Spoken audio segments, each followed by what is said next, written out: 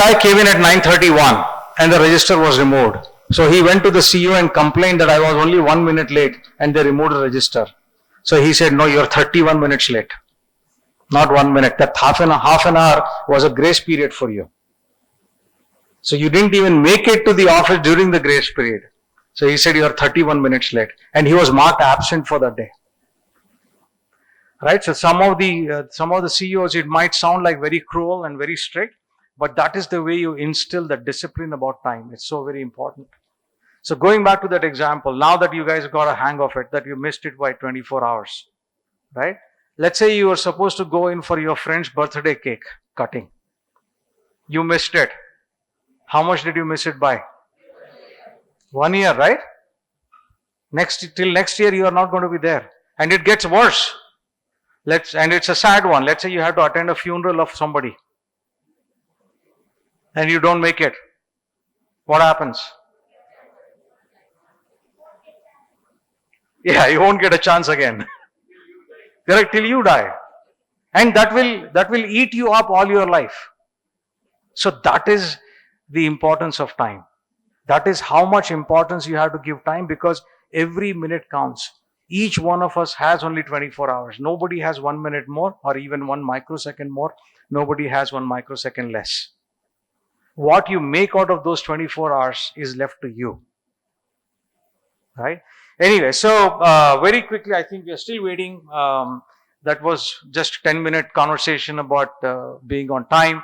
TiE, how many of you know what TiE is? Let's start from there. Nobody knows? Guys, you have to interact. If you're going to be an entrepreneur, you have to learn to talk. You have to learn to have a conversation with people. If you're going to be just sitting there zombies, let me tell you that this is not the place for you to be. I'm going to be very, very honest with you. You have to engage. You have to come out of your shell to ask questions. You have to come out of your shell to take out the shyness that you have within you. If you are quiet, this is not the place for you to be. You might as well not waste your time and not waste somebody else's time. You would rather get somebody else, some other student in here who probably really wants to be an entrepreneur and has the zeal, the enthusiasm, and the willingness to engage in the conversation that we want to have. When Ram comes here up on the stage, it has to be a conversation. It cannot be a monologue from here. It's not a classroom session. Right? So if I'm asking you a question, how many of you know about TiE? You can either say yes or a no. There cannot be a middle ground, no? Maybe. So I'm asking that question once again. How many of you know what TiE is? How many of you know? Raise your hands. Okay? Okay, so the rest of you don't know. Okay, so I'm going to tell you something, and if you have your notebook and pen with you, which you should, you're all college students, and whatever I'm telling you, whatever Ram is telling you, you better start writing. Okay, because none of us has such a great memory that for next 1.5 hours, whatever Ram talks to you about, you're going to remember. If you think you have a brilliant elephant-like memory, you don't. Let me tell you right now. Okay, so the first lesson that I already told you is be on time. Time discipline is very, very critical and important. The second one I told you guys is being able to have a conversation. Come out of your shyness. Come out of your shell. Ask questions. That is the only way you can learn. If you don't ask questions, nobody can read your mind to find out what's going on in your mind. Respond. When somebody is asking a question, respond. Okay? Now very quick, and if you now, since you don't know what TiE is, I'm going to very briefly tell you what TiE is. I'll tell you about what NeXt Founders is. Then I'll let you guys go back. When you go back, do some homework on TiE. Learn what TiE is, because TiE is running this program. And we are investing our time and effort for no money. Ram is going to be spending his time, Dr. Dharma, thank you. I was thinking Brahma and I said, oh shoot. So Dr. Dharma is going to, and Manju is also going to be spending a lot of time with you guys. Okay? So it is important that you reciprocate and you learn. Right? And we are doing all this at no cost to anybody. We are not charging you money. Right? So at least the least you can do is to start taking notes and start learning, because this is the only time anybody is going to teach you what we are going to teach you. So TiE is a global organization started in 1992 in San Francisco with the intention of helping entrepreneurs of Indian origin. Okay, that is how it started. That is why TiE means the Indus entrepreneurs. Indus means people coming from the Indus Valley civilization, which is pretty much India, which you guys already know. But over the last 34 years, it has taken a life of its own. Now it is just not restricted to Indians. It is now across the globe. There are 65 odd chapters starting from Tokyo to Sydney and to Melbourne and so on and so forth, all the way back to the United States. Mysore happens to be one of the such chapters out of 65. And we started here in Mysore in 2019. So what is TiE? So if you want to go and take a look at TiE global site, go to www.tie.org, TIE.org.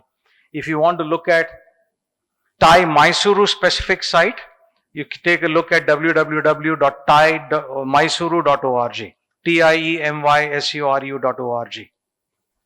Take a look at what resources are available to you as entrepreneurs. Take a look at what programs that we conduct, what events that we conduct. Try to attend those events.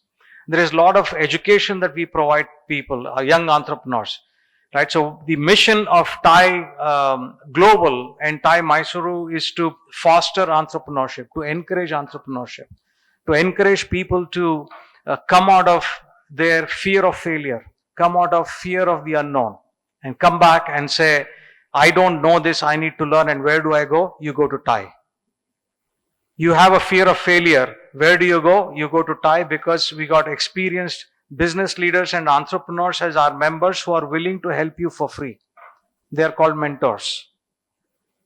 Okay, if you have a fear of failure, they will come back and help you to get out of your fear of failure. They are not psychologists, but they have seen enough of the world to help you how to get out of that situation that you are in, so that you can take risks.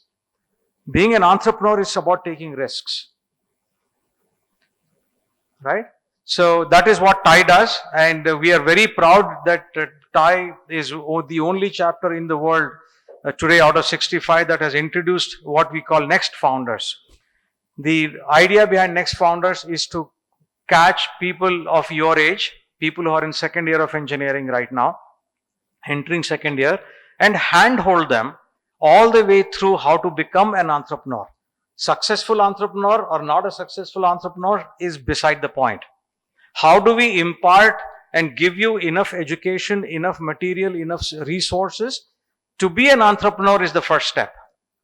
And when you go and take a look at our website, you will see a lot of educational material on what an entrepreneur needs to be and all the things that are required for an entrepreneur. How to raise money.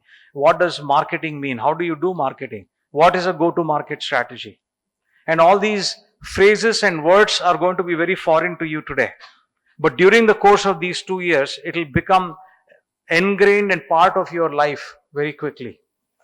So even if you are not an entrepreneur, going to be an entrepreneur in the next 2 years, the NeXt Founders concept is that down the road, maybe 4 years, 5 years, 6 years, even 10 years down the road, hopefully there is enough spark in your belly to be an entrepreneur much later in your career.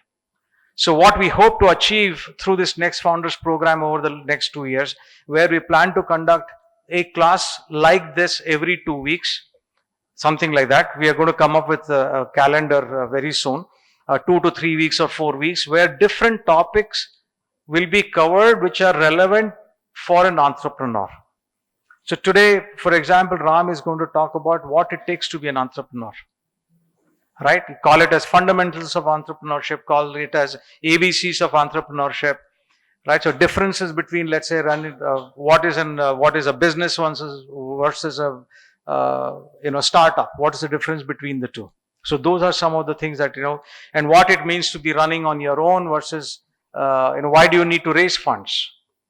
So these are the things. And where do you raise funds from? There are government schemes. There are people who are willing to invest in your company. How do you get money?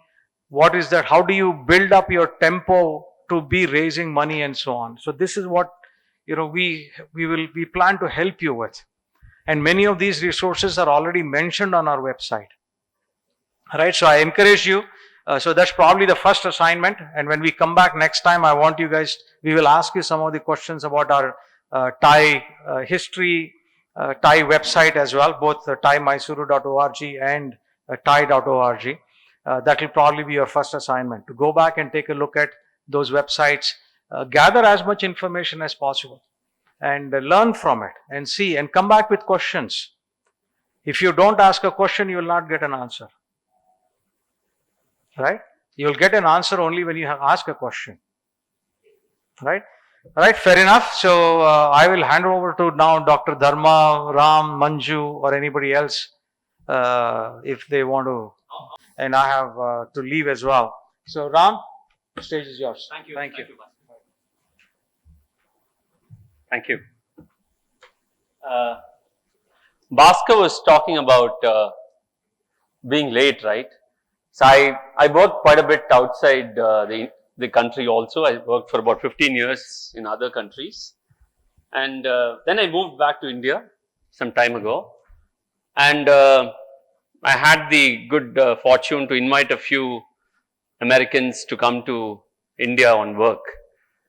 So one of their observations was, and they told me this in a car ride, Ram, everybody is in a hurry in India, but nobody is on time. Why is this? You agree with that? You go to a red light, people are fighting with each other to come and stand in front of the red light. Some of them break the red light also. So we are constantly in a state of hurry, but invariably we are late to everything. Even movie also we are invariably late, right? We only go 5 minutes after the movie starts.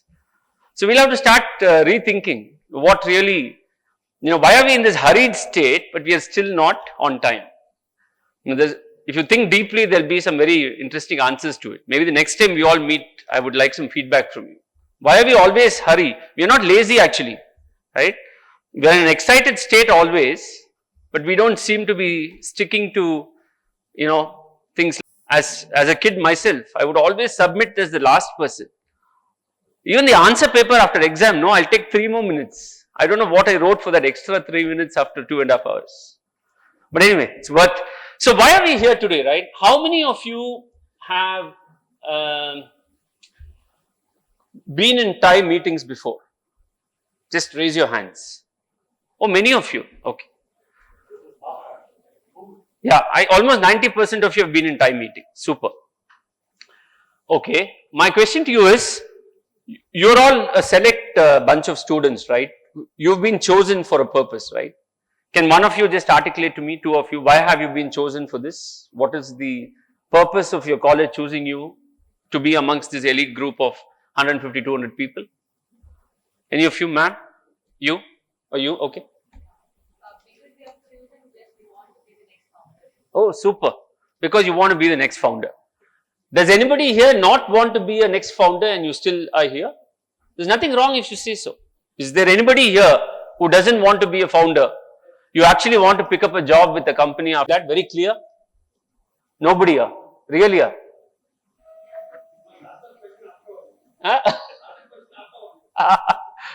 No, superb. So at least to begin with, I would request all of you to give a standing ovation to all of you just for the conviction you're showing right at the beginning of the journey that you all want to be founders, right? Thank you so much for this. It takes a lot. I was hoping that half of you would say that you would actually want to join a company. So principals, you have to be very watchful of this trend, right? Very soon, I think the feather on the institution's cap is going to be how many of them have become founders, perhaps, not the 100% placement. So thank you so much for showing that conviction. Now, why vision, right? This is a 2-year program. Okay, this is the first of the many sessions that we're going to have with you. Our intention is the first year of this program, which is your second year, we will share with you a lot of knowledge, hopefully inspire you with talks from people who are new founders, some seasoned founders, right?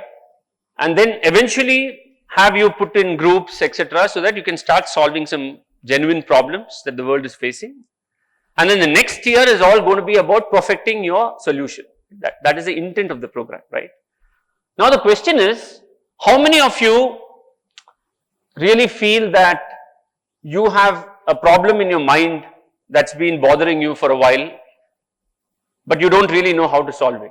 Can any of you be an example, share with me an example of what's bothering you, what's ever bothered you, anything at all?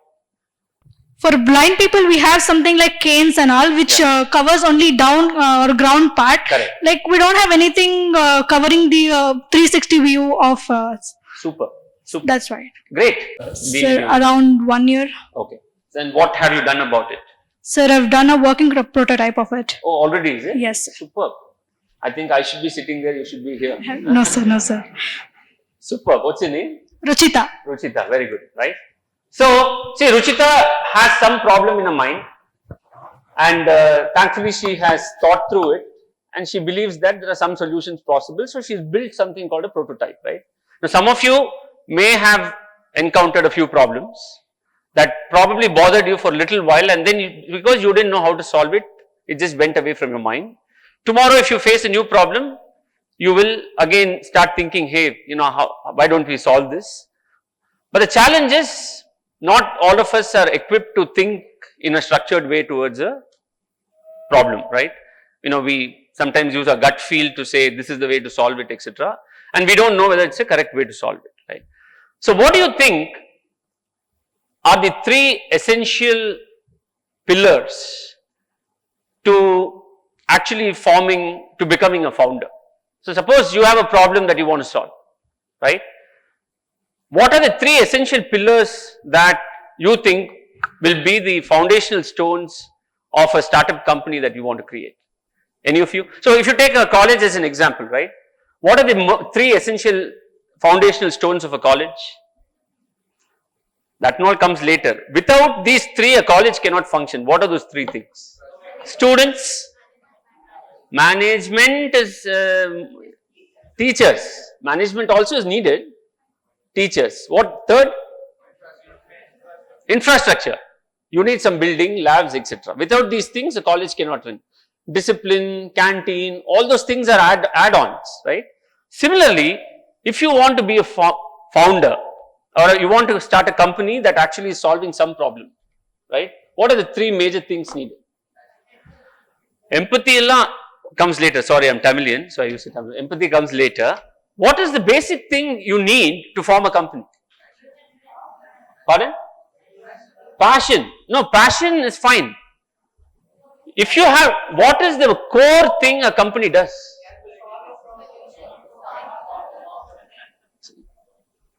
You need to be, your company should be solving some problem, or it is cashing in on some opportunity. You know the difference between the two? What is cashing in on some opportunity versus a problem? Not every solution is actually solving a problem. Some solutions cash in on the opportunity that's available, right? For example, there are multiple, say, jewelry stores in the street. But you see that many people are still standing in queue to buy jewelry. So you think maybe I can start one more. There's no major problem there, but there's an opportunity, right? So one is you have to be able to solve a problem, right? What is the second thing needed to form a company? Calculated risk is, without taking any risk also you can form a company. For a company to exist and be profitable with its product, first you need a problem to be solved. And that problem which is solved can either be a product or a service, right? You know the difference between the two? Which is the most popular product company in the world? Amazon. Yeah. Any other product company? India based? No? It's okay. Any answer is credit card. Somebody say IKEA. IKEA is a great, correct, product company. It's a Swedish company, not an Indian company. Any Indian company that does products? Tata. Tata, yeah. What is the product of Tata that's well known? Steel. Okay. So product, what is a service company? Give me an example. Hey, anybody who's answering, raise your hand so everybody can hear you. Okay, the gentleman there with the glasses. One service company. Out of syllabus. Infosys. Infosys. Our products and services mutually distinct, or sometimes there can be some jumbling also. There can be, a company can provide both products and services sometimes. So a product or a service or a hybrid of both is an essential part of any company that you create, right? What else is needed for a business, for a startup to thrive? Customer. Without a customer, you're not going to distribute it freely to people, right? Why are you forming a company? Because you want to actually make some money out of it. That's largely the purpose why companies are formed, right? Attached to it, but the primary purpose of a product or a service is to be able to meet a demand and make money out of it, correct? Right. So you need a customer. What else do you need? So you need a product, you need customer, and who is the third most important person? Who? All of you. You need a founder or a set of founders, correct? Who actually then form the structure of the company, right? So you need somebody who is the creative brain behind the product or the service. Then you need the product or the service. Then you need a consumer. These three things, if they are there, can you go ahead and form a startup? Is there anything else that's mandatory beyond this? Without marketing also there are some companies, no? Tata doesn't do any major marketing, you see. Does does TCS do any marketing? Do you see? You don't see, they do, you don't see. But there are many companies which actually don't do marketing, right? We'll come to that later. Marketing, sales, branding, all of that will come to. Those are all actually not must-haves, but those are things that dramatically boost your company to be profitable, correct? And get customers, right? But all of you are in agreement, these three things are critical, right? Now the question is, it takes a lot of effort for us to take an underlying problem to actually become a product or a service that you can sell to somebody. There's a whole journey that product or service itself has to undergo, correct? You agree? So let's take a very simple example, right? Because if I keep on talking theory, after some time you will not be able to correlate, right? So I was talking to some student day before yesterday, and that student said, "Sir, I have a idea, sir." "What is your idea?" "I want to start a sandwich center outside my school." She's saying, a lot of our kids, we want to eat some good food. I won't say which college she's from, but my canteen is hopeless. So we just bring our own food, but it's not very tasty. You know, every time my mother gives me some lemon rice, some chitrana, something, I don't want to eat all that. I want to go and eat some sandwiches. I checked with a lot of my friends. Everybody says, "Hey, you have a sandwich stall." So we'll keep that as an example, okay? So the product that we are going to sell is sandwich, right? Who is the founder? One of you is the founder. Who is the consumer? It need not be only students. It can be anybody, right? We'll go with this presumption, right? To make things easy, right? So what is the journey you have to undertake to convert this idea into a startup? What is the first thing we need to do? Place. No, once again, one at a time. Where do you put up the stall? Is that the point? Right? So the first thing you have to decide is, where do you have to put up the stall? Is that right? Is that the most important thing? Huh? What is the underlying purpose of your product? Huh? What is the purpose of your product? The purpose money. Why is that person, or why are you creating a sandwich at that point in time? You are catering to some demand. Taste. Then why do people, first of all, why do they eat? No, because you are hungry. Very few people eat even when they are not hungry, right? Very few. So you are basically servicing a demand which is of hunger. All the other things are extra. Because sometimes when you are very hungry, even if it's not tasty, you'll eat, no? Correct? Suppose you are in a forest and you get nothing to eat, you'll eat the fruit, whatever is available, correct? So hunger is the most important demand there, right? What else? Somebody said taste. What else does that product cater to? Pardon? Hygiene. Very good point, right? Hygiene. So your basic product, and in some terms it's called as the minimum viable product, is what is the basic setup you need to have to be able to offer something meaningful to the customer, right?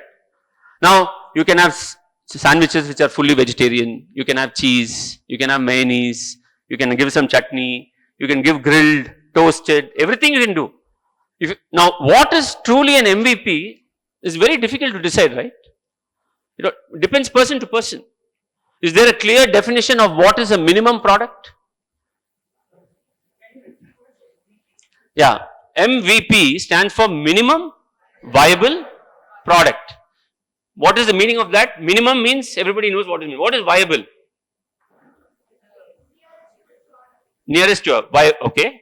So, what is the least factor that you can create which can still sell and meet some demand which is meaningful in the ecosystem that you are in, right? MVP. So, but MVP is sometimes we overthink on MVP because somebody might think, oh, how can I give a sandwich is not toasted? Right, the basic essence of a sandwich, it has to be toasted maybe, right? Somebody might think, oh, we need to have a ketchup or a chutney along with, otherwise it's bland to eat, right?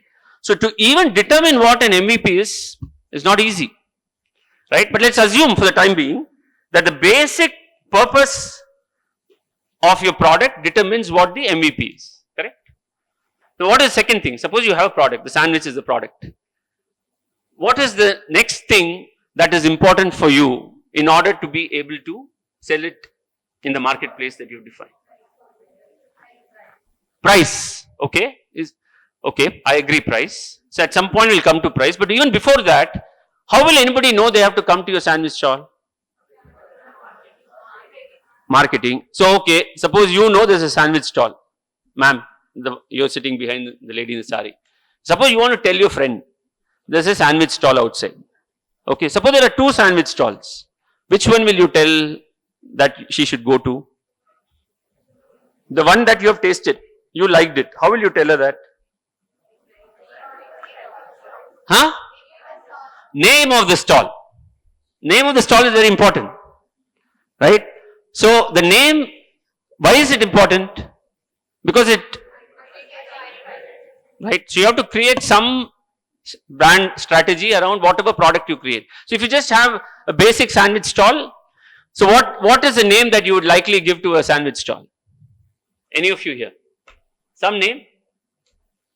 What's the name that you would give to a sandwich stall? Huh? Brahmas. Oh, Mama's. Mama sandwich. Okay. Why did you choose Mama sandwich? Because we always associate good food with mother. Many people agree. You're all lucky to have moms who are very good at the kitchen, right? So good, Mama sandwich, great. So there's a thought behind it, right? You automatically start creating some branding which can connect with the people. He did not say something like Vikram sandwich. What is your name? Heyman. He didn't say Heyman sandwich. There's a reason why he didn't say, because he's intuitively thinking what should be the name of the sandwich that will make everybody feel they should go to it, right? So automatically you see that you are consciously thinking about how to brand your product, correct? Now third, we also already spoke about ingredients, right? There are some basic ingredients that need to go to a sandwich. You have to make a decision. But that's also not an easy decision, right? Now you could give vegetable sandwiches, you could give paneer. If you're interested, you can give meat sandwiches, egg sandwiches. There's so many things. The options are so many. Consumption can also happen in so many ways. But again, you have to keep thinking about what is your MVP. What is it that I want to sell with least effort and most impact? Correct? So that's an important element of determining the MVP. Something that costs you the least, the effort the least, but impact is the most.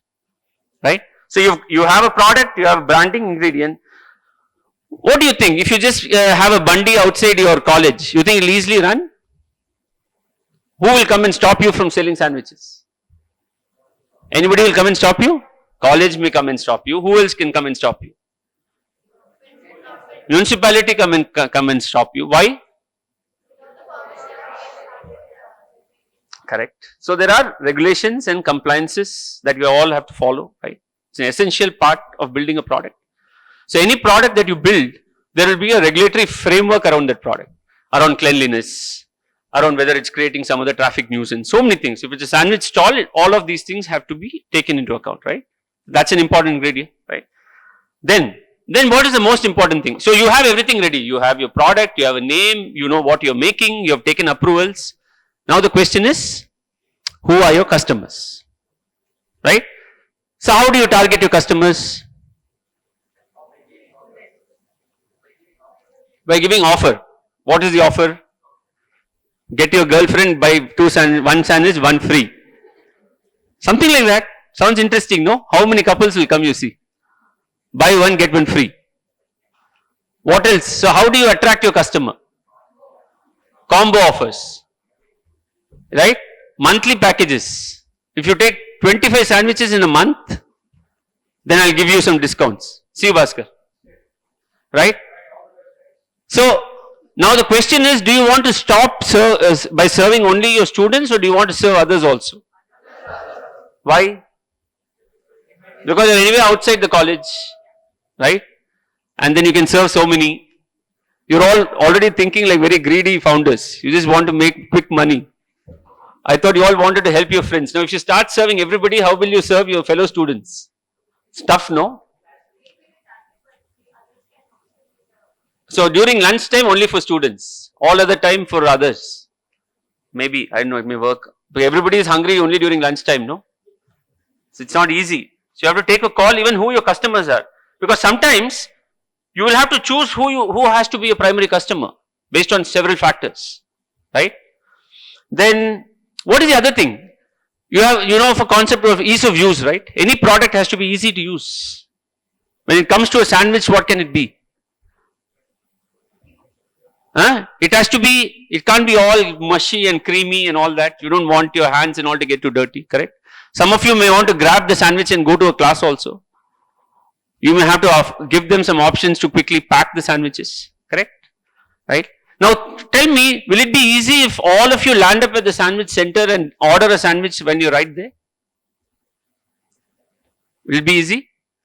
Because the sandwich will take 10 minutes to cook. So how many people you need to make the sandwich? Too many, right?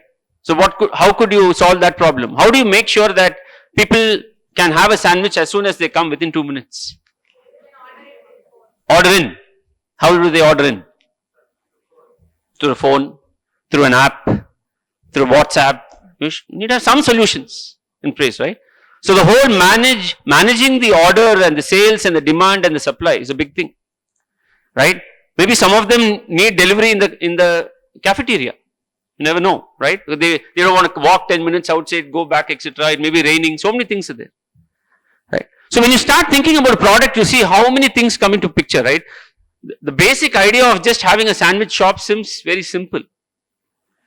But starting from what are the ingredients, to how do you brand it, to how do you actually market it, to what are the regulatory constraints, how do you identify your customer, how do you get your order, how do you sell, how do you deliver the product to the end customer, so many things, right? Now the question, I'll come to that, that's a good question. Who is making the sandwich? Is it an important part of your underlying product? Why do you think so?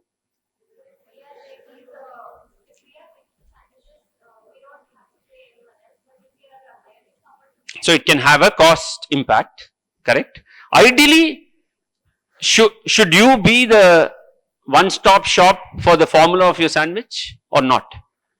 Would you like to be the master chef of your sandwich? Why?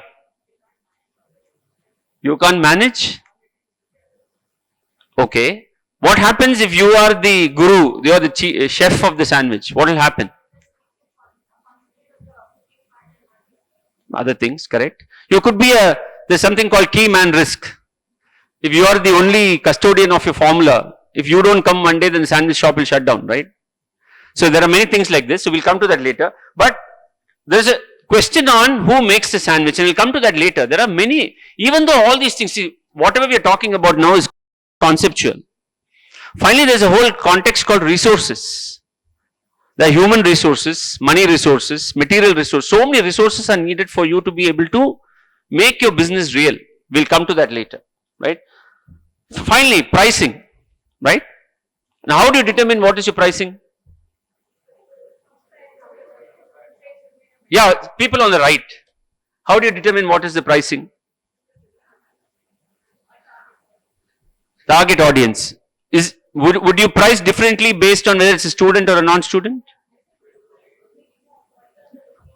Okay. But how do you determine a basic price of a sandwich? You will do some research and find out how much people are willing to pay. Is that the right answer? You will do some research and figure out how much people are willing to pay, based on that you price. Okay. But what is the actual way of determining a price of a product? Today you go to a shop and pick up a pack of chips. Nobody asked you how much they should price it, right? How do they determine? Okay. Basic is you have a cost. What is known to you is you have a cost. So you have cost of setting up a bandi, you have cost of the products, you have cost of the resources involved. You have to go and buy tomatoes, cucumber, paneer, all that. So there's a whole cost involved, right? So what is the difference between your cost price and the price at which you sell? Is your profit. Now, to the point that she was making, you may be willing to discount on your price based on who the consumer is. Correct? That's a possibility, right? But pricing is a major strategy, because pricing is not just about putting X amount of cream on top of the cake and say this is the pricing, right? There's a lot of philosophy on how do you price. Can you price differently based on customer? Can you price differently based on volume? If somebody is ordering 25 sandwiches together, they will expect you to price it differently. Correct? If you are giving a rare commodity, as suppose you are giving tofu sandwich instead of paneer for the health conscious, it could probably come at a different price. Even though the cost may not be significant, but that is a very special item. And you know that that person is so health conscious, whatever be the price, he or she will buy it. Now, whether it is ethical is a different conversation we'll have later. Can we price differently for different customers? How many of you think that's not ethical? How many of you think it is not ethical to price different, to have different prices for the same product? Anybody feels it's unethical? It's ethical, it's okay? Who thinks it's unethical? Raise your hand. Some of you think it's unethical? So you're saying if there is a product I sell, it should always be the same price, who will be the consumer? And some of you feel otherwise? Is it okay? Okay, interesting. Not easy to answer. You have to think through this, right? Because if you go and buy an apple from a shop, and let's say he charges you 250 rupees per kilo, because you got down in a car and all that, he saw you, right? Now suppose your maid went to the same shop and he charged her only 200. Will you feel angry? You feel that he cheated you, right? But did he really cheat you? Worth thinking. Right? Ethics is actually it's a grey area. Because sometimes the businessman also thinks what is affordable to you.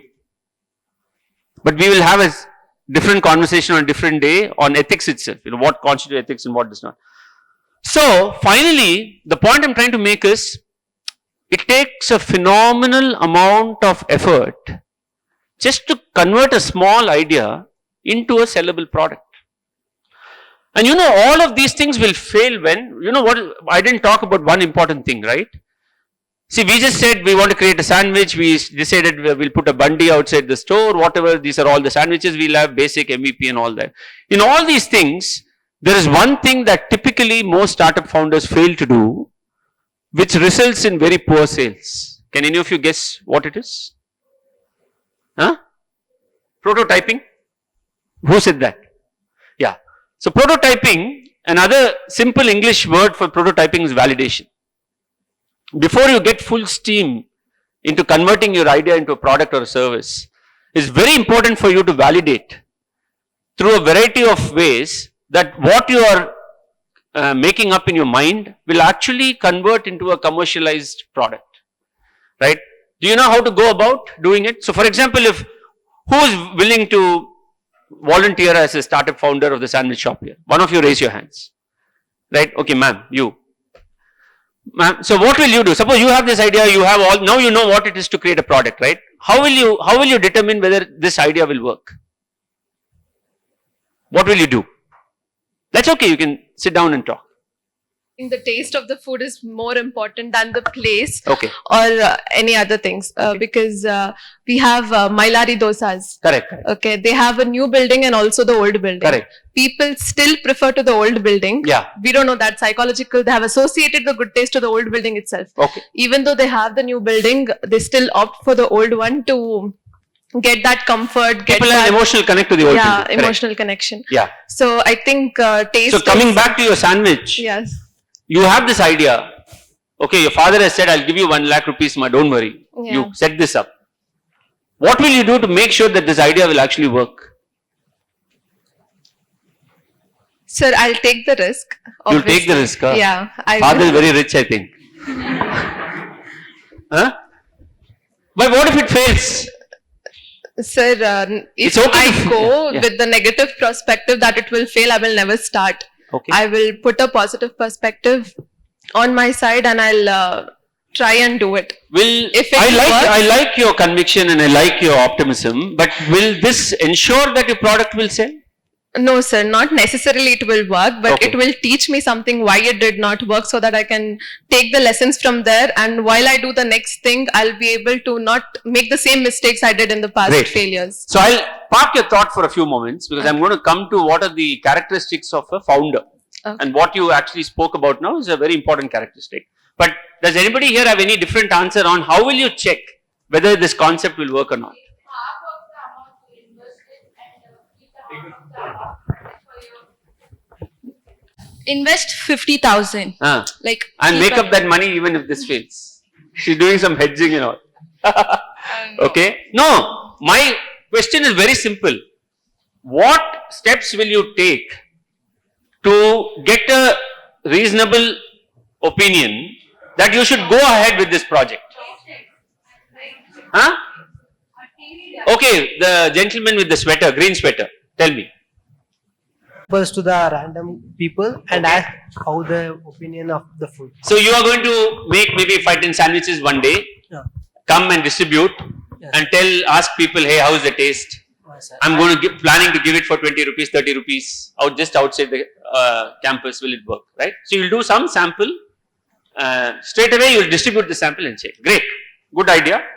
Anything else, even without the sandwich, how can you do? Suppose you don't have the wherewithal, yeah. I'll basically go to my competitors who have same idea of selling sandwiches. If they are doing some mistake in some taste, I'll improve that in my sandwiches. This Okay. will make me like without giving samples or without investing half of the money, I will do a research and also sell a sandwich in a better price. Okay, fair point. But this is a case where there are not many sandwich sellers near your campus, man. Okay, you're actually trying to attract your students to be the customers. So your thing may work well if you're trying to put up another bandi in probably a Sante or something, right? But this is a case where you're actually trying to set up a sandwich stall right outside your school. What can you do in a simple thing? What is that feedback mechanism called? What is that feedback mechanism called? Survey. Simple. Through WhatsApp, you just have to send a survey. Hey friends, I'm planning to start a sandwich shop. Okay, how many of you will be buying if it's available at this price point? If you have, Ashte alva, that's all. People will give you, if they're really well-wishers, they'll say, okay, I'll buy whatever. I may buy twice a week, I may not buy. See, you need to get a lot of data, right? Are you going to have daily consumers or not? Okay, are they going to be, because you may have your own taste in sandwiches which may not match with others. So you have to be very customer centric. You cannot be you centric because you are not consuming all your sandwiches. At best you will consume one sandwich. The 100 sandwiches you create is going to be consumed by your consumers, your customers, right? So the simplest thing to do is to actually do a survey, right? The second thing you can do is what one of the gentlemen said. You probably start one day you bring 10 sandwiches. See what the reaction is. You know, untoasted, toasted, grilled, different combinations. You know, third day you could actually set up a small booth outside the college to see whether people are walking up and coming and buying it. But it's a very different thing when you distribute it in the class. Right? So, the point I'm trying to make is, I don't know if you know, 96% of the startups that are created in India don't see beyond 5 years. Do you know that? So, if 100 startups are born on any day, within 5 years, 96 would have shut down. And of the 96 that shut down, statistics reveal that 80 of them shut down because they did not properly validate their idea.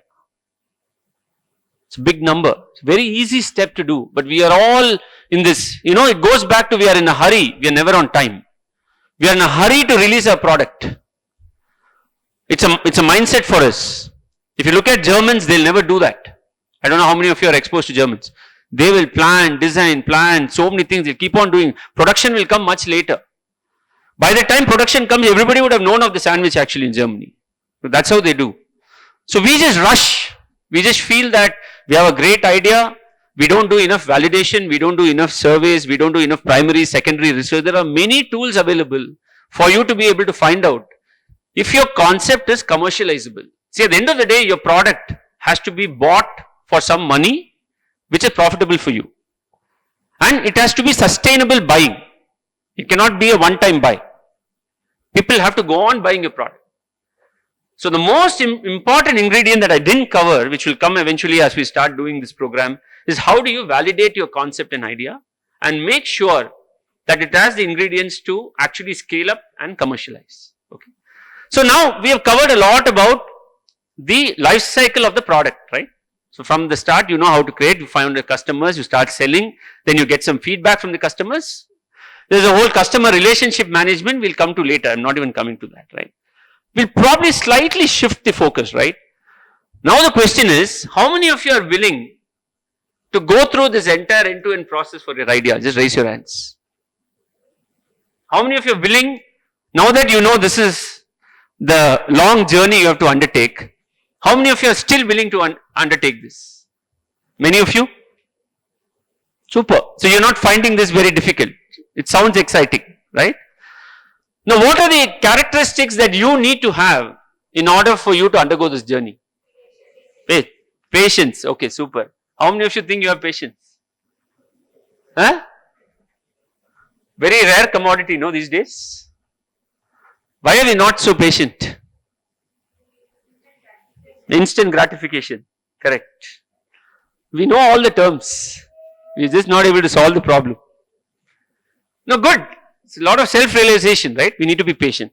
So what do you think is one of the most, maybe 5 important characteristics of a founder? Patience is one. Can you give me other synonyms for patience? Be at it in spite of facing hurdles. Perseverance. Who said that? Did somebody say perseverance? Persistent, perseverance, they're all similar, which is be at it in spite of falling down. It's okay to fall down. You just need to have the courage to get up and be at it. Right? Any other term? Does anybody know what resilience is? Resilience. Anybody here? Resilience means failure does not deter you. It's okay.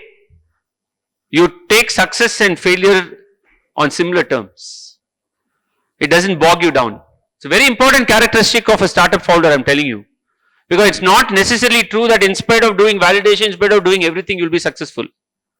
But what will happen is you will train yourself to start thinking like an entrepreneur. That you will have so many learnings from your failure. One of my first bosses always told me, winning, the satisfaction is momentary. Half a day, one day, you'll forget you win.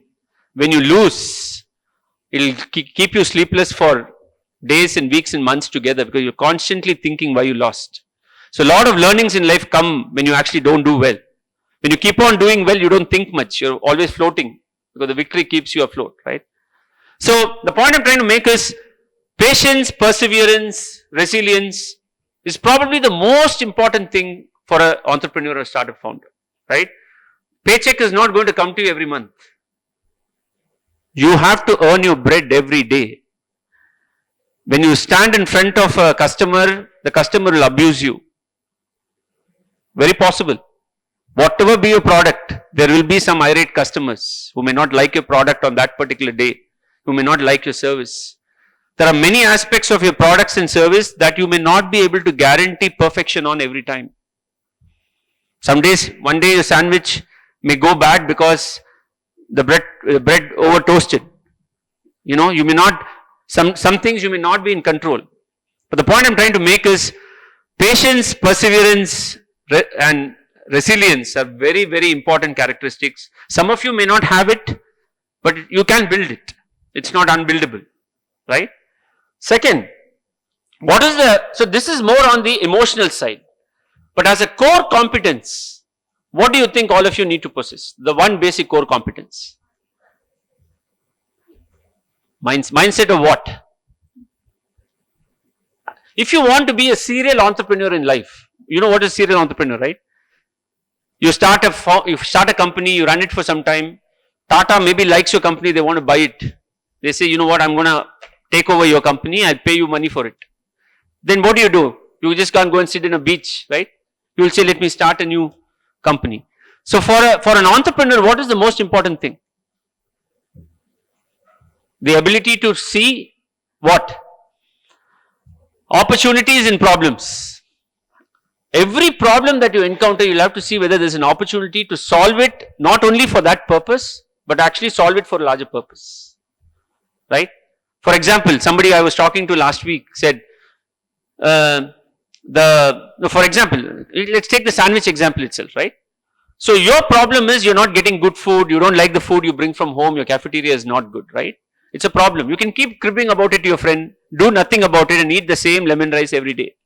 That's one way of dealing with life. The other way of dealing with life is to see how can I solve this. The third way of dealing with life is, can I solve this for everybody? If I am an example of somebody who is encountering this problem, is there now an opportunity for me to solve this for every college in Mysuru? Can every college possibly have a sandwich chain? Right? That is how cafes like Rameshwaram cafes are born, right? It was started only as one branch, now they have 8 branches already, right? So to see a problem as an opportunity, not only for yourself and your community, but for the larger good of humanity, is an important trait you all need to develop, right? That is what sets you apart from an average employee. 2, how much do you think creativity is important? You all have to be creative to be founders or not? No doubt. Creativity can be nurtured or is it inborn? Nurtured? Okay, maybe in the next session you can all tell me how can we nurture creativity. But there is one school of thought which believes that you're either creative or you're not. Left brain, right brain, all that. How many of you have heard? But can you train your brain to be more creative? Okay, great to know. I'd like to be humored on that. The other thing which I think is very important is, especially in this day and age, a founder needs to be extremely data driven. You know what I mean by that? Not doing a survey, for example, and going by your gut feel is the reason why many businesses fail. Because we feel that our gut is always right. Sometimes our gut is important. For example, you're walking in a street alone and then you see a drunk person coming on the opposite side. Sometimes different people may decide to do different things, right? Based on your gut. There is no clear direction that's given to you on what you should do. If you're walking alone in the street, what will you do, ma'am? If you're walking alone in the street and a drunk person is coming on the opposite side and you're the only 2 people in the street, what will you do? Ma'am, you. What will you do? You'll go away, so you'll go back, you'll run back, or you'll try and cross him, or you will not make eye contact with him, or you'll act like you're on the phone, or immediately take your pepper spray. Different things you can do, right? At that time, how will you decide what to do? He's just drunk, he's just coming like this. But what are the chances he might disturb you as you're crossing him? Huh? We don't know. So these are all gut based things. You don't have much time to think.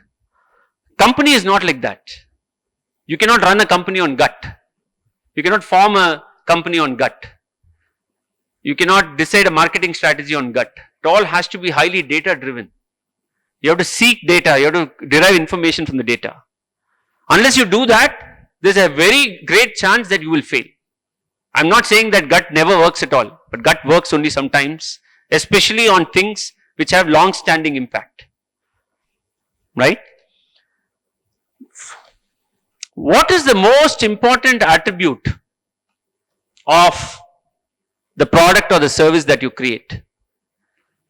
What? Any product, any service that you create, what should be the most important attribute? It should? The consumer, you mean? Okay. They are buying it because they need it. That's why most people buy any product or service, right? So what should be the most important attribute of a product or a service? Quality. So how do you term that? So it has to be good quality. It has to be at a price that is reasonable and affordable to the customer, correct? There has to be some interesting features or whatever which makes him excited. So how do you combine all these things into one phrase? Pardon? Returning customer. So for a product to be all these things, what is one line or one phrase or two words you can quote? Huh? Proof of concept, okay. I'm looking for a specific term. So as a founder, anything that you create has to be dash. Sustainable, okay, fine. Sustainable products sometimes don't get bought. How many of you have done a course on design thinking? Huh? What is the most important attribute of any solution you create? Huh? Think out of the box. Empathy, somebody said. So empathy means what? So when you create a product or a service, what is the reflection of that empathy? So it has to be customer centric. It cannot be your ego centric, or it cannot be based on what you think is right. I called up a bank yesterday. Okay, I'm calling from my phone. I told them my credit card has not come to me yet. My credit card is already expired. It has not come to me. Can you please send it? She said, okay sir, what is your name? I said, I am calling you from my phone, right? Do you have the details in front of you? He said, yes sir, I have. Okay, your name is Ram. I said, yes, Ram. Fine. Then next thing is, sir, can you tell me, in month of April you bought something in Bangalore. What is it? I'm like, why are you asking me all these things? It is, I am checking that you are only Ram. I said, I am calling you from a registered phone number. I am asking you to send a credit card to the registered address in your system, which is my address. I have not asked for anything different. Why are you asking me to validate all these things? Sir, this is my bank standard operating procedure. So why are you doing this procedure? Her answer was, my boss asked me to do this. So did you ask your boss why you are asking these questions? She didn't have an answer. Now I am just giving you an example of how organizations become them-centric.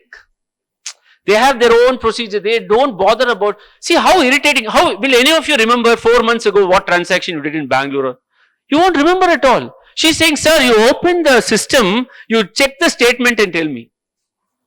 Sir, I have no other work. I'm just asking you to send me a replacement card, which anyway you should have sent me before. So I'm just giving you an example, ladies and gentlemen, here, of how you can totally forget about the customer and create your own processes. It doesn't work. So the most important thing that all of you need to think about all the time is whether it is serving the purpose of the customer. Is it customer friendly? Is it easy for them? Is their experience so good that they are willing to be in the same situation again? So I ended the conversation and said, thank you so much ma'am. Most probably I am going to leave your bank and go to some other bank. Right? They actually lost a customer. right? So last thing, I think many founders, based on our experience, Dharma can also vouch about it. Many founders can tend to have this know-it-all attitude. So as a student, you could be very bright, smart. What happens is you start thinking that you know it all and you know how to create your product and you know how to market it, you know how to brand it. I would strongly urge all of you to be as humble as possible and develop a mindset that there are multiple people who need to come together to convert an idea into a product, right? That is why they strongly say have co-founders who complement you and who are not the same as you or who are not doing chamchagiri for you. You know what is chamchagiri, right? Hey, super, whatever you do, they'll say super, super, and then finally they'll run away. First to run away will be them. So don't include your friends as your co-founders, because what will happen is your friendship will break, right? Always find people who can question you, who complement your skills. If some of you are good in thinking, maybe find a co-founder who is good in articulation. See, at the end of the day, a product requires as much brain to develop and as much intellect to sell. It's not easy to sell products. So it's very important for you to form teams. So eventually when you form teams, don't form teams based on you knowing somebody for 15 years or just because that person, helps you when you don't have money. These things should not be a reason, right? And also have less and less ego about yourself, and it will help you a lot. Many founders fail today because we meet a lot of founders. They fail because they are too stuck with their own ideas. They are not adaptable to change. It's very important for you to be adaptable to change. Somebody will come and say that this whole sandwich concept itself is actually wrong. It should actually be an idli shop. Whatever. You have to take it at face value and then you have to evaluate. If you approach any feedback with ego, saying this is my idea and how can you question it, etc., then it's a start of your downfall. The most successful startup founders are the ones who are very humble and who are very adaptable to change. So I would love for all of you to develop that, in the course of time. And finally, I would say that integrity, honesty and transparency are the ones that will differentiate you from the rest. Do you know the difference between honesty and integrity? Anybody? Honesty is simple, right? Right? You copied and your teacher saw you and asked you, hey, are you copying? You say, yes, sorry ma'am, I copied. This is honesty. What is integrity? What is integrity? Anybody knows? Integrity is doing the right thing when even nobody is watching you. That's integrity. You will not copy even if there is no teacher in the classroom. It's very difficult. Integrity is very difficult. Honesty is easy because anyway you get caught. Right? Because somebody asks you pointedly and then you be honest. Integrity is, when you run a company, there are various things you can do with the hope that nobody knows. Hey, how will that person know if I use yesterday's vegetable in making a sandwich? Nobody will know. Right? I can use yesterday's bread which I just put in the freezer. Nobody knows. But when you show integrity, it will show. Why is a product consistent? It is because you are following the standards that you set for yourself. Set very high standards for yourself. Don't lower them. That is what differentiates a successful businessman from a not so successful. I don't know how many of you know, there is this chain. It's not a great chain now anymore. Chennai had a chain called Saravana Bhavan. Have any of you had food there? Yeah.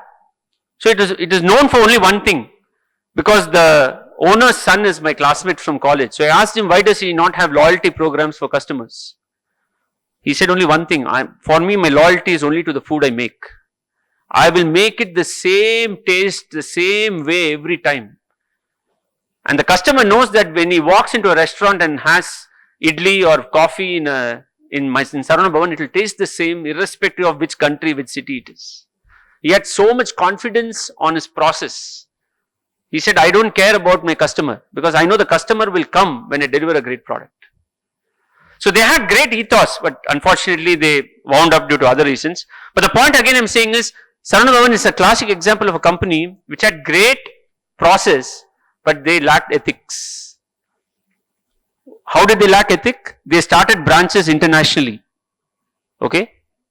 And they said that professionals are coming for technology purpose, and they made them chefs.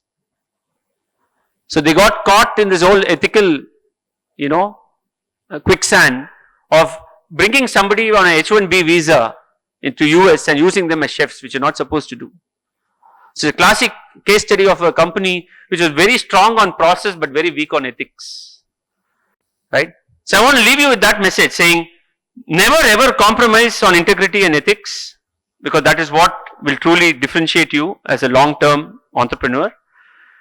And just to leave you with something constructive before I go, there's a 7C model to be able to successfully be entrepreneurs, okay? I want each of you to possibly guess each of the 7. Any one word with C that you think is very important for being an entrepreneur. One at a time, raise your hand. Yeah? Consistency, yes, 1 of 7. Any other C?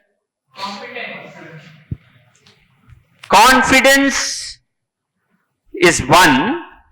It's also called conviction. Do you know the difference between conviction and confidence? Conviction is the unshakable belief in your product, which is a form of confidence. Come what may, I am confident my product will deliver what the customer needs. Right? It's called conviction. Anything else? Thought. What is 1C related to thought and speech? Yeah, what aspect of communication is very important in thought and speech? Clarity. Very important. An entrepreneur should be very clear on what he is creating, what he is selling, why is he doing it. You can never go wrong on that. Commitment. Yeah, commitment. Curiosity. Beautiful. Who said that? Most important thing, because as you keep developing your product, as you keep developing your service, you have to be very curious on why it's working and why it's not working. Even when it's working, you'll be curious why it works. Because if you take it for granted, you will suddenly realize that you've lost the plot. Curiosity is by far the most important trait that any entrepreneur should possess. Thanks for bringing that up. One thing that doesn't come naturally to us, but we have to try, is collaboration. Right? We have to collaborate with our own teams. We have to collaborate with our partners. In order for you to take a product to market, there are many partners involved. There are channel partners, there are marketing partners, digital marketing, there's so many. It's a highly collaborative effort. In fact, that's why even as we do this program over the next 2 years, you will all be put in teams. Because it's not about being one founder. It's about how collectively you can come together and actually form companies, right? So, clarity of thought, conviction in your idea, curiosity on, things that are happening around you constantly, creativity of the highest order, courage to take calculated risks. Very important, right?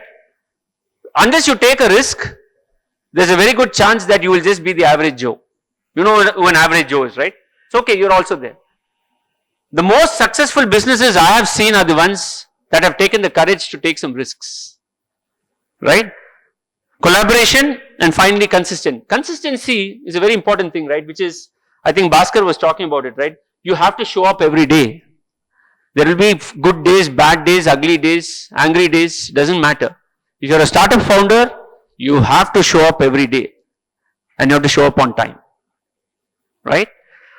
With that, I just want to end with one small thing. I tried this in another college and many people liked it, right? All of us have read, have memorized the India pledge, right? How many of you know it by heart even now? When was the last time you used the pledge? 10th. You're talking like 10th is like 100 years ago. 2 years ago only, right? 3 years ago. Does anybody have the courage to come and say the pledge here? By heart? No? Yes? You know why the pledge is there? Why is there a pledge? It's a commitment, right? But the problem is we just say the words. We emotionally don't attach to it. That is why you all forgotten. Can you say the pledge? India, slowly. India is my country. All Indians are my brothers and sisters. I love my country. I love my country. And I am proud of its rich and varied heritage. Right? Then I shall always strive to be worthy of it. Worthy of what? Of rich and varied heritage of India. Right? I shall always strive to be worthy of it. Then I shall treat my parents, teachers and all elders and dignity. Right? To my country and my people, I pledge my devotion. In their well-being and prosperity alone lies my happiness. As entrepreneurs, you tell this. I'm telling you, you tell it with feeling. You understand, every word has some meaning to it. It's about how you are committed towards the cause of this country, right? That's what the entrepreneur is all about. So it's not like some random thing you just go and say and then, okay, thank you teacher, and then you leave the room. I want all of you to think about each of these words, beautifully written. In that context, what I try to do, girls and boys, is I just have created a small entrepreneurial pledge. Okay? I want all of you to take it along with me. Is it okay? And I want to leave you with a competition. I'm going to say something now, but each of you try and create an entrepreneurial pledge and share it with us. The best ones will be chosen and we will adopt it. Okay? So I will say and you repeat. Okay? I am an aspiring NeXt founder. I am committed to see problems as opportunities and make an impact through my ideas. I will always strive to stay curious, courageous, creative, and consistent in my actions and develop a mindset of collaboration. I will remain perseverant and resilient in my NeXt founder's journey and never compromise on integrity, transparency and ethics. By being a NeXt founder and a job creator, I commit to making Mysuru and this nation proud. Thank you. I honestly don't know how long I spoke, but if there are some questions, Dharma and Manju, perhaps you can help. I'll also help, if there are any questions. So, what are you feeling fairly comfortable on a scale of 1 to 10? What is your number in terms of understanding what it takes to convert some idea into a company? 7, 8? You're all liberal teachers, giving a lot of marks. Okay. Is there anybody in this room who is still unsure about the process of taking an idea to market? You have some level of comfort? Yeah? You can go and tell your parents saying, I know what this journey is, reasonably. And how many of you have some clarity on who you need to be as an individual in order to be a founder? How important it is for a founder to have financial understanding. How important it is. Very important. But it's not a characteristic. You can learn that, right? What characteristics that we spoke about, does any of you feel there are more things that you need to be as a founder beyond what we discussed? Like what? Is there anything that we missed out on as an essential trait of a founder?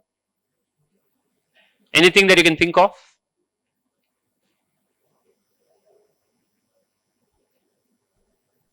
Communication. We didn't speak much about communication. We spoke about clarity. So the assumption is that how many of you believe that if you have a clear mind, you actually speak well? Is it true? No? Sometimes your fear.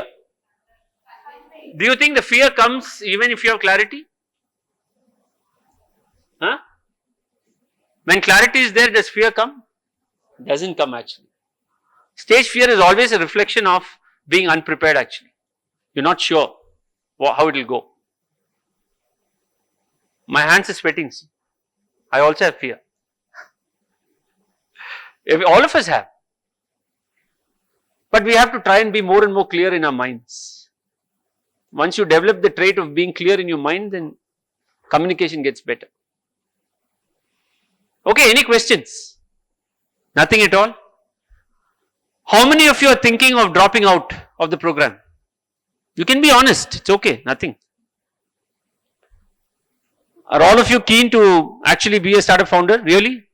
How many of you have support from parents? Super. They are okay if you don't make money the first 2 years? I know, most of you. 28, you will graduate. Till 2030, if you don't make money, your parents will be okay? Whose parents will not be okay?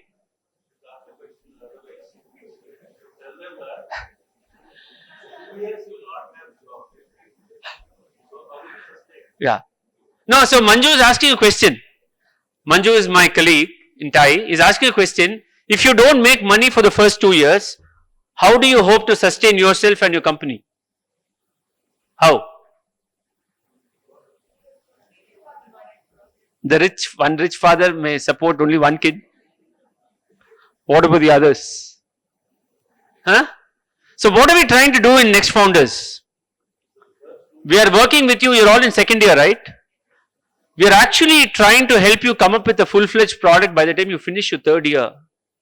So that in the fourth year, there is a lot of validation of your product from industry, from investors and all that. So our aim is that by the time you have graduated as a founder, hopefully you will actually have a customer or two who is actually using your product. So we want you to be in that position where you are reasonably self-sufficient. We cannot guarantee it, but that is what we are trying to, right? For some of you it may succeed, for some of you it may not. For some of you, you may get a great job in a company that you may still be tempted to take. That's okay. But when you go to that company, what will happen is you will start seeing things very differently. When you're working on a product, you'll start thinking, how is this being marketed? Who are the consumers? What are the regulatory challenges of this product? Those things you will not think about if you don't undergo this program. You will just go and do your work there and then be ready for the evening tamasha time you want to have outside of office, right? So once you do this program, our whole intent is you will look at every opportunity from the eyes of an entrepreneur, right? You will start thinking maybe after a few months working in the company, why can't I start my own product like this, right? That's the seed we want to sow, okay? So some of you may or may not be revenue generating, but that's okay. Our endeavor will be to try and see how you can be more self-reliant. Any questions from any others, adults here? Dharma, you want to share anything? Any tough questions, one or two tough questions, which makes us feel uncomfortable. As a group, are you all reasonably communicative, you think? You have to do better. Bhaskar was not impressed. Bhaskar looks like a teacher, no, on stage? Yeah. Yeah. Possibly, because if somebody comes up with a app for mental health for students, for example, that's something some other student is working on, it's a B2C, right? B2C. Do you understand the difference between B2B and B2C? All? Anybody who doesn't, raise your hand, I can explain. B2, okay, good. See, if you make a product or a solution, so you're a company, right? Once you form a company, you will have a product or a service. If the consumer of your product or a service is another company, then it's called B2B. Okay? Business to business. But if you make a product or a company where the end user is actually a consumer, individual human being, then it's called B2C. Right? Today, can you give me an example? Is Swiggy B2B or B2C? Who says it's only B2C? Both? What does Swiggy offer to other companies? Because who is a customer for Swiggy? Yeah, so it's both. There's a B2B element to it, there's a B2C element to it, right? Like this, some companies are like that, some are very focused on B2C. So the question that Deepa here asked is, if you, as engineers, if you are going to develop a lot of tech solutions, maybe your consumers will actually be other businesses, less of individuals, is her thought. So she's asking, well, how does that evolve? So one of the things we plan to do as part of NeXt Founders is we are getting the top companies from Mysuru and Bangalore to be sponsor for your projects. So they will actually bring problem statements to you. As an example, Srinivasan Varadarajan. How many of you know Srinivasan Varadarajan? This name? Okay. Adults, yes. Students? There is a company called Vigyan Labs. Yeah. So Vigyan Labs CEO is Srinivasan Varadarajan, right? So he said he will be a sponsor of 3 problems. And he will bring 3 problems related to energy to the table. And he said, whoever produces that solution for that problem, I will be the first customer and I will make other customers like me also customers for that product. Right? So that is a commitment he is making. Like this, we are getting various industry people to bring problems to the table so that you can deliver solutions accordingly. Okay. So one thing to ask, myself Benak from PES College of Engineering. So whatever you told in the section, like whatever the discussed topics, we are more familiar to it. And it's not just us, those who are all be part of the event know all those things, and even you have been mentoring students from many sessions of the chapters. What is the one thing you feel that we students of this cohort should be understand and follow such a way that by the end of this, we will turn something extraordinary or build something, because majority of them would not be done because of few things, similarity in that what we should take care of. See, the only thing I'll tell you is that whatever you're going to be doing as part of NeXt Founders is not part of your curriculum. Okay, there will be no electives, grade sheet, marks, etc. Right? So it's very easy for you to bunk all these things. Actually, right? So the one thing I want to leave with all of you is you have to have the motivation, self-motivation in you to be the next founder. You have to constantly think that I have to show integrity to this effort. Nobody is going to see whether I am attending or not. The college is not part of the regular curriculum of the college. Each of your colleges has chosen a select set of you to be part of this because they feel the collaboration with industry is very important for academia. They could have just asked us to come and do some guest lectures for you. Very easy, right? But why they are doing this is because they want many more students who are graduating from all of the 7 or 8 colleges to actually graduate as founders. That is the next wave that the country is looking for. So when you graduate as a normal student, the chances that you will be a founder is very remote. Some of you could be, it's very remote. Because what happens is the ecosystem today is set up in such a way that it will attract you to become an employee in a company. That is a standard model everybody follows, right? If you look at any of your colleges, they will have 90% placement, 85% placement. The whole vision of a college is towards placement over the last 10, 15, 20 years. But that is going to change now. Many principals are so forward looking. They want at least 2, 3, 5% of their students passing out to actually pass out with startup founders.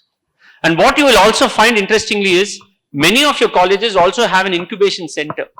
Are you familiar with the incubation center in your colleges? So if you pass out as a founder, they will automatically incubate you right there.